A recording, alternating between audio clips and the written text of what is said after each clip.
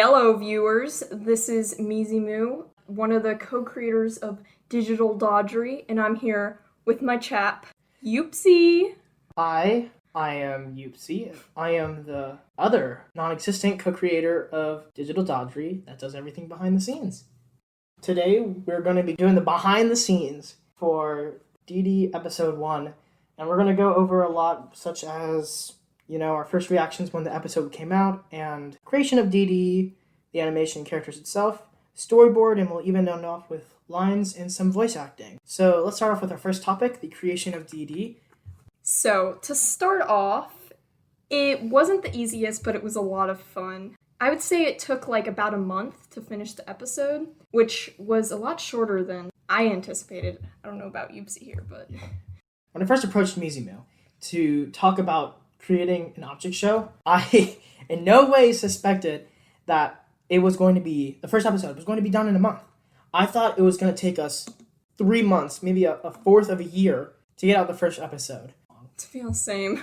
And, talking about the creation of DD in general, it was random. Nothing was planned. We weren't trying to, we were friends at the time, of course, we're still friends. But we weren't really, talking to each other every day. We weren't saying, let's talk about objects. Oh, yeah, I wasn't even in the object show community for this. I was for, a week, but I barely knew about other object shows.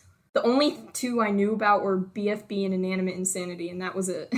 I've been in it for much longer. I know about a lot of different object shows, even the smaller ones. Battle for Grandma's another one I know. That was one of my favorites.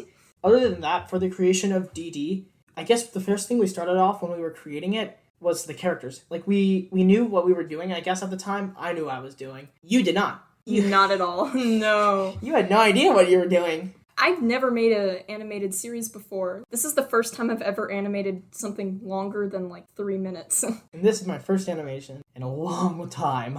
Kind of glad we were able to get it off in time for the due date that we gave each other.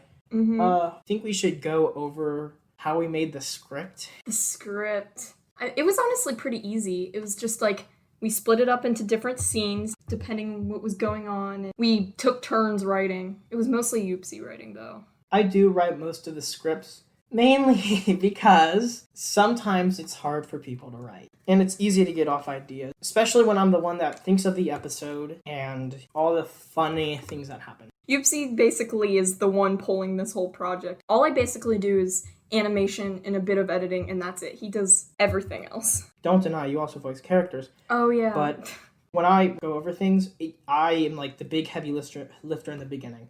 I have to, formulate the whole script or most of the script. Usually it goes 10 scenes to 2, which means that for every 10 scenes I do, Mizimu will probably do 2. And most of the time, I tell her to do them because either I just have to recollect my thoughts for a second, or because I literally just am so brain dead sometimes. Considering how much you write, that's fair. Writing a whole episode script by yourself is not easy. I think it's fun though. I love doing the script and everything. When I first started doing it, I was scared because I'm going to be honest, I was still a big writer even before I started working on the scripts from past projects that I've done, but I was never this fully into it. I feel when I first started writing, I thought it was almost like a chore and that I didn't really have a choice in doing it. I just had to do it. But now that I am getting into other things and I finally was able to learn how to write properly, I've been able to have a much more easier and fun experience while doing the DD scripts. I'm happy about that. This project is supposed to be for fun. It's not supposed to be something insanely huge. Even though we don't give off as much spoilers, stuff like that, as much as I would really like to. I would love to just say, this is what happens in an episode, this is what happens in the episode. It was kind of weird for the first episode because nobody knew what Digital Dodgery was. Nobody knew this was coming out, and I don't even think the other friends and people that voice act. Yeah, that's true. They didn't know anything about it. Me and Yoopsie were the only ones who knew the whole story, so even the voice actors were in the gray. It was strange because you get to see the excitement and you get to see the true first reactions of people. That's true. It's having them guess what's gonna happen, I think is the funniest thing in the world. I'll always enjoy seeing it. Especially since we're kind of getting to our reactions now. When the episode first came out, we did kind of guess what the amount of views were going to be, how many votes we were going to get. And let me tell you, somebody here underballed it. And it was not me. Well, I mean, what can I say? My videos on average before DD would get like 50 views at most, and Digital Dodgery, it spiked. Yeah, especially when we came out with the test animations, you should go watch them. They're pretty good. Oh, yeah. The test animations were like the first thing that's really started it. We didn't even know we were going to create an object show until Emily created that first Cantu test animation. I mean, it's completely different from the first episode, but it was kind of what really led us on to do the other test animations and then to episode 1. That's true. Cantu was so out of the blue, too. It's like, I think you were showing me the characters, like your characters, and then I was like, why not make a little short animation right now? And then I just did it in 2 days, and plop. Plop. Plop. It's probably worth mentioning, before Digital Dodgery, my YouTube channel wasn't allowed to be monetized because no one was watching my videos. It's like Digital Dodgery is the crown jewel. It kind of is. And this isn't, I mean, for God's sakes, this isn't even a money thing. It isn't. It really isn't. But it's just really about us having fun. And while we do want to provide a fun experience for everybody else that watches DD, the main roots of it is just so we can enjoy ourselves. Mm-hmm. If you guys are going to get super mad in the comments or something because, like, I don't know, the background's green instead of blue, I'm sorry, we're probably not going to change it, but... That's the thing with projects. You never know what could happen. Episode 2 completely changed over the course of the time from 3 ideas. That's true. A lot of stuff's being cut, but it happens. It's just the process. It is.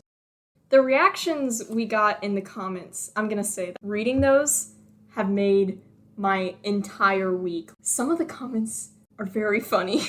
Although there wasn't many people who gave reasoning for the people they voted for the ones that did, props to you. Yeah. Or the ones that just made their vote funny. Yeah, like that one person who voted Kuwow because he's a glutton.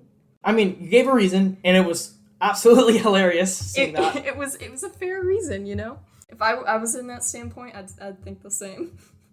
Everybody's putting the nice comments, and you know, oh my god, the spikes, and then the like social media.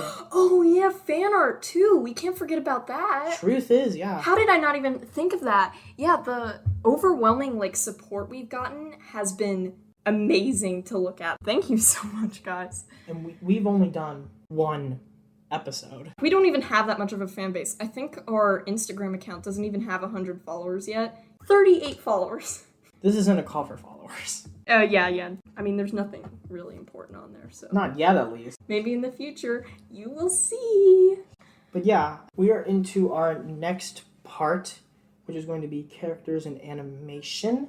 We are going to talk about how we created all 19 of the Digital Dodgery characters. 19. Funny you say that.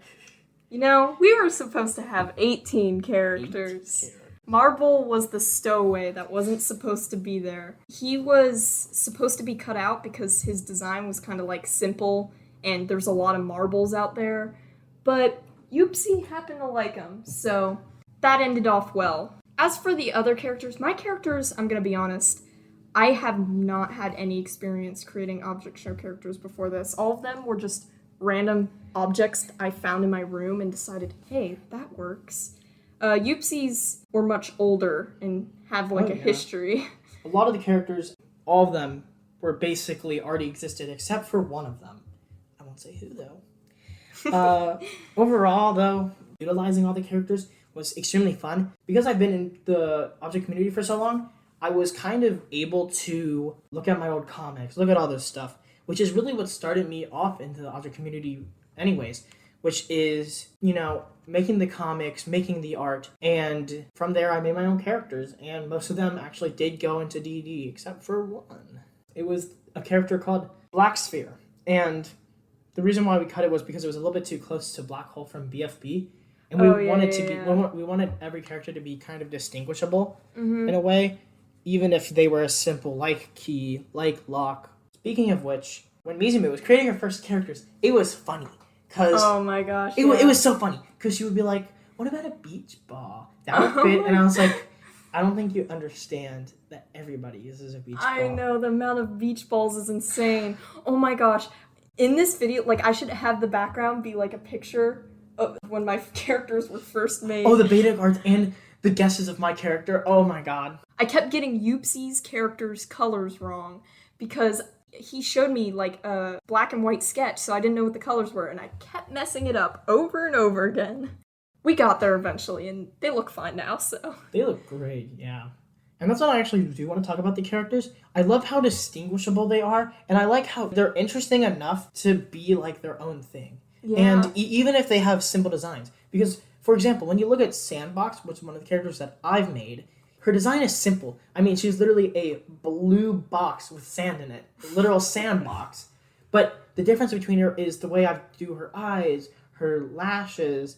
I mean, it's completely different that I've never really seen utilized with an object character before. Mm-hmm. You can definitely tell who made my characters and who made Yoopsie's characters, because his characters, they all have special little quirks, like Curtin's little crown on her head. There was no reason for that, but it makes her distinguishable. She even has a silhouette. Most object shows, they don't follow the design rule that they should have a distinguishable silhouette, but some of Yoopsie's characters actually follow that, which is rare, so something I admire. I think the only characters I know that would be hard to tell from silhouettes, if you made the size same for all characters, would be Marble and Ring. They're both circles, they both have all limbs, but then again, if you went by size, then I think it'd be obvious who's who. Yeah, so like even though they're both circles, they're still distinguishable, which, you know, pretty nice. Which, speaking of which, the only copyrighted character we have, Costco. Oh yeah, he's huge.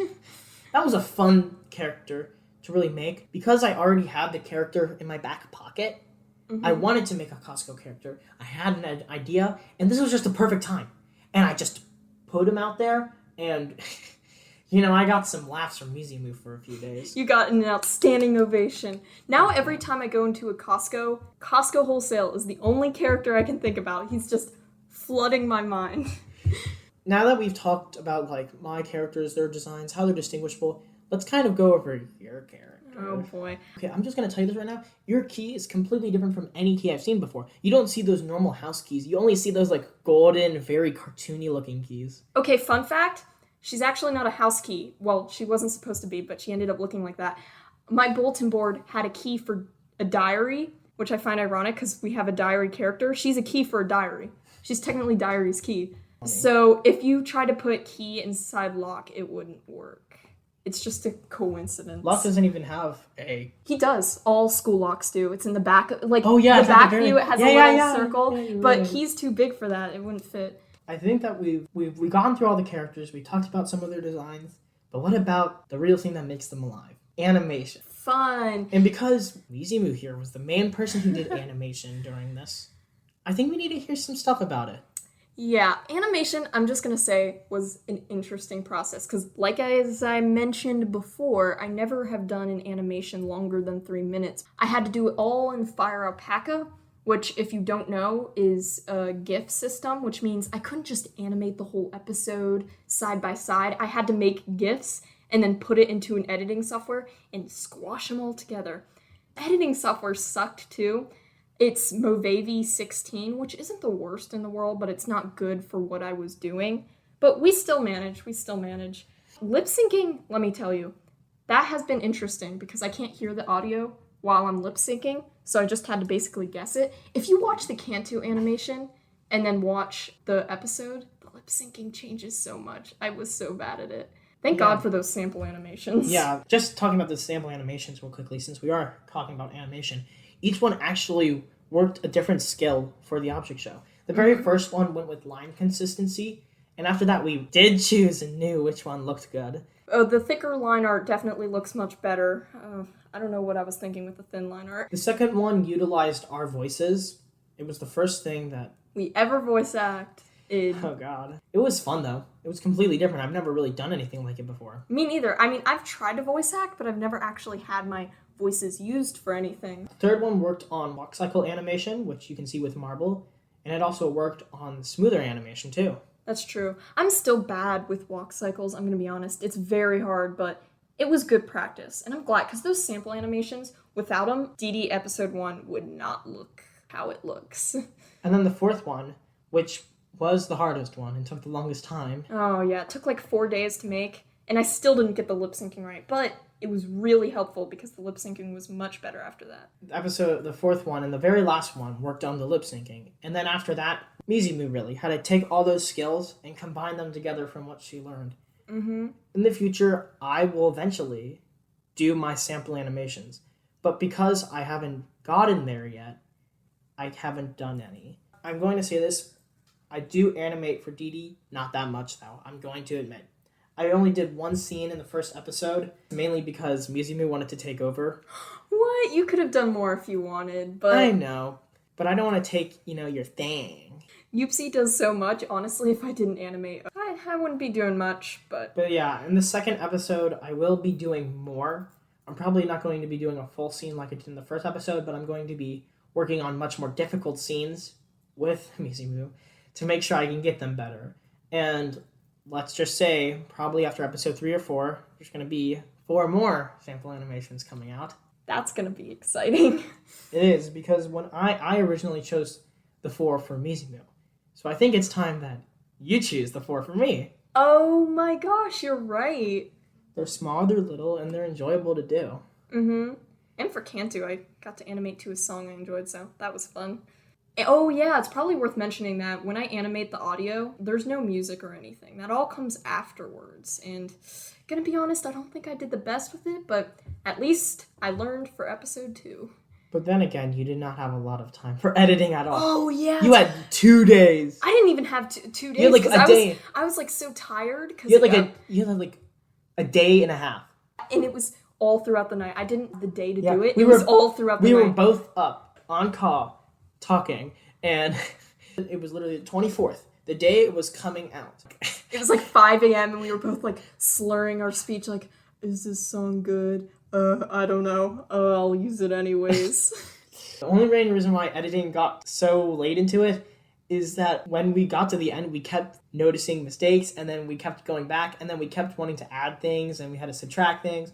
And also, the animation took so long. I'd say I'm a pretty decently fast animator, but it still takes a long time considering it's 10 minutes in the time span of like a month. 12 minutes. 12 minutes? Oh, true, but you also animated a scene, so that kind of negates some of the time. But even then, like, the amount of animation you did was crazy. But we're taking it up for episode 2. Oh, yeah. Episode 2, be on the lookout. It's going to be a lot more animated. Yeah, and with me helping out a little bit more, it probably will be a little bit easier, but then again, it will still be very difficult. It'll be a good challenge, though. It will be, and I think that's the perfect way to end off this last little segment. Yay! Welcome to the 3rd segment of Dee Dee Behind the Scenes. Storyboard! Today, I'm going to be talking about the storyboard, and so will Mizumu. Even though I didn't work on it. Even though she didn't do it. She's still going to talk about it. Anyways, the storyboard. When we first started doing Dee Dee, I don't think either of us knew there was going to be, like, we knew we were going to have to do something to, like, get it ready. But I didn't know. You didn't know that we were going to do a storyboard. Before this, I've never animated with a storyboard before. This was the first animation that had an actual storyboard for an actual full-length episode. Yeah, it actually is really wild, specifically because I made all of it. Yeah, Youpsie planned out the entire episode. Every wonky face and every little motion on the screen has been planned by him. That was actually really fun, and like every single other part, it was an experience, because I only ever made 3 storyboards, and during that time, that was my very first one. You did not have a lot of experience. Not at all. And so the fact that I was actually able to get a nice, concise storyboard was just, it blew my mind. And I'm glad because when I sent it in, I didn't see Mizumu's face, but I could hear your voice. And let me just say, laughing constantly. I know that it probably will make me cringe when we look back at it, but even then, like, I think it's funny. Like, I hope it's funny. I hope people think it's funny because I tried hard to be comical. I feel like it wouldn't be nearly as good if it wasn't for your storyboard, because it would be very visually bland. I can animate, but I'm not good at making interesting visuals, if that makes any sense. I still think it's really good that you're able to comprehend it. I mean, it's easy to understand, though, because it's not like you don't draw the backgrounds and every little thing. So, like, I see the character, I know what they're doing, I redraw it. Very straightforward, very simple. And by the way, we probably will be working on a comparison video eventually. Like a storyboard versus the episode. Yeah. We'll have one of those out probably a few days after this comes out. We're trying to fill in the time until episode 2. Yeah. Because we can work pretty fast, but we're not like BFB. We do not have a team. It's just us two, so stuff takes time. And with school, true. We don't have school right now. We're in summer, but eventually the later episodes, probably around episode 5, we're going to be in school again. For the storyboard, oh my god. Each panel is just, like every 5 panels is just something absolutely hilarious. It is. I couldn't stop laughing. I just loved, sometimes I still go back to it and look at it because the expressions on the storyboard, I don't think they'll ever be the same the way I draw them. Our styles are completely similar but completely different. I know. It might be part of the medium, but like even with your digital art, yours is just more animated than mine is. When I'm doing facial expressions, I need it to be very clear. When I'm doing comical stuff, I want it to be over the top. I want it to be really dumb. And when I'm doing more closer things, I can just regularly do a regular face, all that kind of stuff. Mm-hmm. But most of the time, I try to make it over the top because then not only do you get to see the feeling, you get to feel the feeling more. Like seeing the same character just talk back and forth. Sometimes it isn't the most interesting looking thing. I think and this is actually, doesn't really concise with the storyboard, but I'm just surprised at the quality we had, considering it's only really 2 people that work on this. Yeah, like, it could have been much worse, but it turned out pretty okay. Which actually, surprises me, especially because I think everything fits well together. The animation is clear, concise, and it just fits well together with the voices and how, each character sounds. And while I do think there were, of course, mess-ups, it just sounded, I'm not to toot my own horn, it sounded a lot better than a lot of the object shows I've heard. And I know that is kind of biased because it is my object show. But even then, considering it's our first episode and it's only 2 people, it's pretty good. Mm-hmm. And we're only going to improve from here. Like, we know our mistakes from episode 1, and we will try to fix them. Yeah. So. Episode 2 takes everything to a next level, I would say. Yeah. It's like the jumping point, or it's our leap of faith. It is. And, that's the whole point of these episodes, too, is we do want them to be, like, challenging. We want each one to be kind of like a little mini challenge. Yeah. Like, each episode will have something new to it. Well, I can't confirm that, but we try. Yeah. Especially episode 2. So many new things. Mm-hmm. There really isn't a lot to the storyboard, and considering that this is a good point to stop, we will get to the next segment. This is the 4th and very last segment for the behind-the-scenes episode of DD. Voice acting! So, what we're really going to first talk about is the character voices and casting. Youpsy here does nearly half of the whole cast. He voices a lot of characters. I voice 8 out of the 19. If you could see his face right now, he looks distraught. If you get rid of us 2 and only do the other voice actors, it's less than a third. We're 12 of the 19 characters. But honestly, even though it sounds like we voice most of it, it would be so hard to get voice actors for the other characters without our other members. So it really would. Just getting the 3 members for Gluestick, Sandbox, and Ring Portal was good enough. Oh my god, yeah. They deserve the biggest shout out for what they did. Oh yeah, definitely. And especially to my sisters too. They voice 3 of the characters by themselves as well. So one of them voices 2 characters, Coconut and Disco Ball, and the other one voices Mochi. Really, without them either, this wouldn't become real, because we were so limited to the amount of girl voice actors we had. Mm-hmm. Because of them, we have 3. But without them, 1. Literally 1. Yeah, that's true. Which wouldn't work out. So that's why we got, the other things. But we were able to actually get some guys to do girl voices. Mm-hmm. Well, I don't mean girl voices, but I mean voice the characters. Which I'm glad they did. It was very kind of them. Mm-hmm. It works out. But voicing so many characters, I hope I make them distinguishable enough. I think the only 2 that, sound similar is Firesticker and Locke, but that changes in the 2nd episode. Yeah, I didn't think they were that similar. I have a big problem with distinguishing my voices. I am great at distinguishing my voices. That is why I voice 8 characters. But I was going to voice 7. So originally, when we were ending off voice acting. Like, we wanted to start animating. We had the voice acting. We had most of the lines in. We still had 3 characters that did not have a voice actor. Wasn't it Toothy, Spray Bottle, and somebody else? If I remember right, it's someone that... You voiced Spray Bottle. Mm-hmm. Okay, and I'm pretty sure... That was a very last-minute decision. Yeah, it was, but it works well. Yeah. But I think the other one was my sister's voiced one. I think it was Mochi. Oh, yeah, Mochi. Because you didn't want me voicing Diary and Mochi. The truth is, since Mizumu already had a high-pitched character voice, and because of the other guys that voiced girls already had, well, one of them had a decently high-pitched voice, I had to really fight to get my... I mean, I say fight, but it was easy. I just asked her if she would do it, and she said yeah. Which I'm really happy she did, because... Imagine what it would be like if she didn't say yes. Yeah, we would have a completely different Mochi voice actor. But I think it works well. And then I voiced Toothy. That was very last minute too. You did not want to do Toothy. You were like, if we can find another voice actor, please find another voice actor. Okay, and I'm not saying I don't like Toothy. I think every single character in DD is really fun. Mm-hmm. But the only reason why is that I already voiced 7 characters, and I was kind of running out of voices. Fluctuation. Because I already have, iCube, who's really this happy-go-lucky man, but basically my normal voice. And then Marble, who...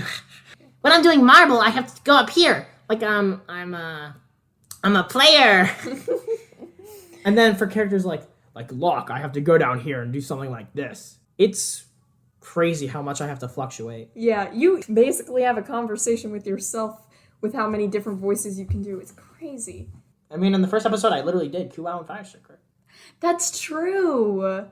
Question, when you voice acted that, did you do it character by character, or literally did you have a conversation? I literally did it back and forth. Almost, I would say voice acting is one of the most fun parts to do of DD. I sadly disagree, but I'm glad you enjoy it because you have a lot of workload when it comes to that. You just don't like it because you think it's difficult. You can't do the voices. I can't. Like, if you ask me to do it on command, I can't do it. I think Diary is the only one. Diary Spray Bottle? Spray Bottle, not even. Like, it's just hard to do. I was not born for voice acting. I am an animator. You're the animator, I'm the everything else mater. And animation. I do animate. Without Youpsie, DD would not exist. Remember that a circle can break. And so out of that circle, if I didn't have the repair woman.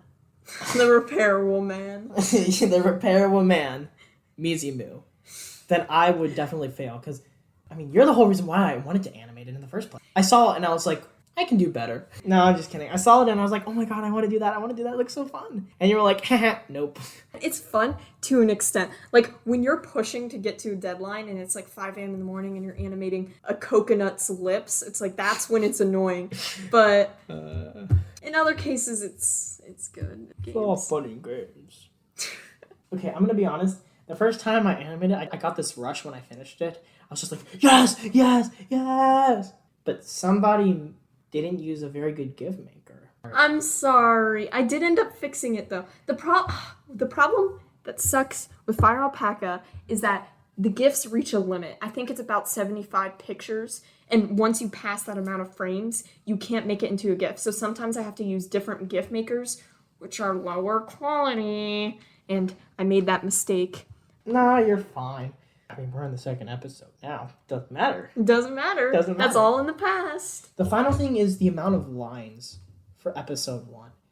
I thought episode 1 had a lot of lines. Episode 2, though. Oh, true. Fun fact, episode 1 was originally supposed to be around 6-7 minutes. 7 or 8 minutes. Yeah, we were not intending for it to be nearly as long as it ended up being. And even though it was a lot of work, I'm happy it ended the way it did.